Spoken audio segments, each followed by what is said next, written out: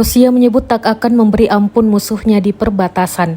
Kali ini, rudal Iskander M dikerahkan untuk meruntuhkan pos komando Angkatan Bersenjata Ukraina di wilayah perbatasan wilayah Kursk. Rekaman detik-detik serangan diunggah di Telegram Kemenhan Rusia pada Sabtu 10 Agustus 2024. Dalam keterangan unggahan disebutkan, serangan tersebut dilakukan oleh awak sistem rudal operasional taktis Iskander M. Pasukan rudal tersebut menyerang lokasi yang diketahui di mana pos komando unit Brigade Mekanis terpisah ke-22 Angkatan Bersenjata Ukraina berada. Akibatnya, staf komando unit Brigade Mekanis terpisah ke-22 Angkatan Bersenjata Ukraina yang berjumlah 15 orang diklaim tewas di tempat.